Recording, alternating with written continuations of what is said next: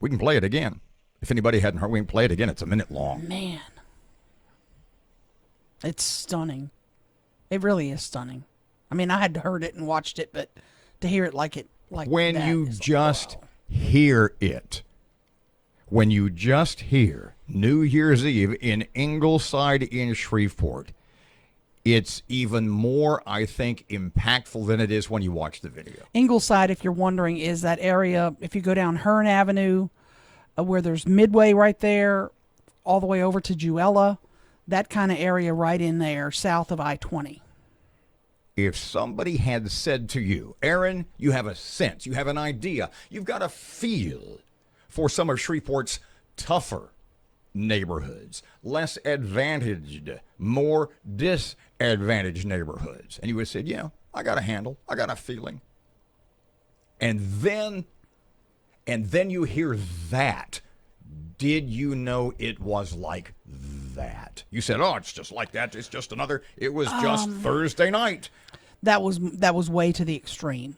But you will hear folks say that this happens in Queensboro, Moortown, MLK, lots of neighborhoods. Gunshots go off, Highland even. Gunshots go off on a regular basis. Right. But to that extent, if you're a policeman, you're thinking, well, who called 911? How many calls you think 911? Oh, I'm sure they got a zillion. How do we find out?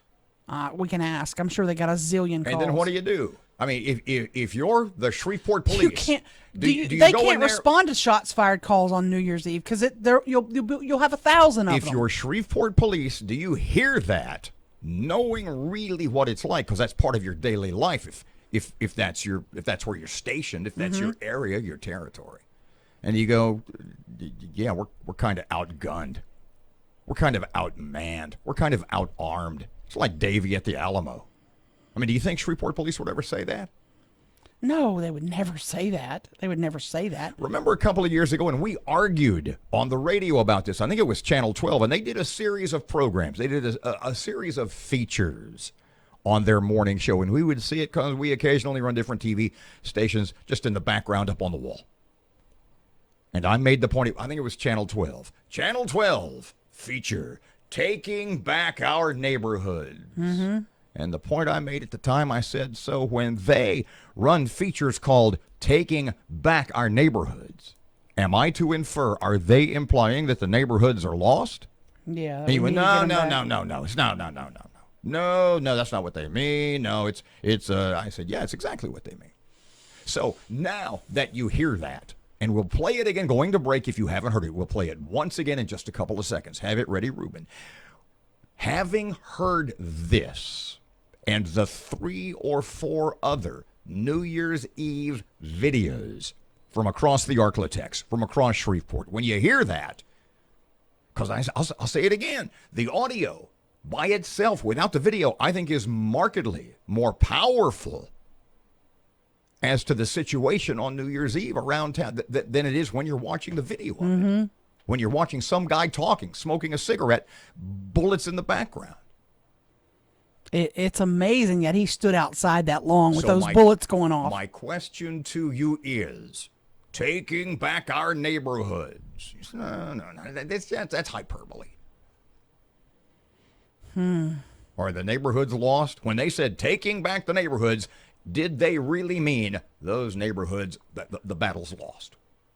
At least to some who live in that area, they would say, yeah, our neighborhood's lost. New Year's Eve in Shreveport. Here's the audio from Ingleside. We're in Ingleside area, Shreveport, Louisiana, 2 minutes before midnight.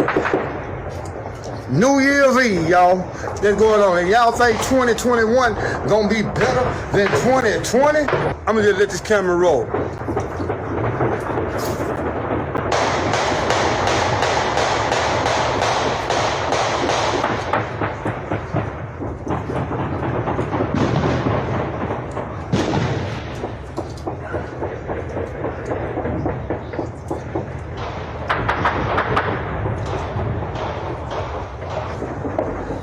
Watch, they finna bring out the AKs and all this at midnight. Watch this.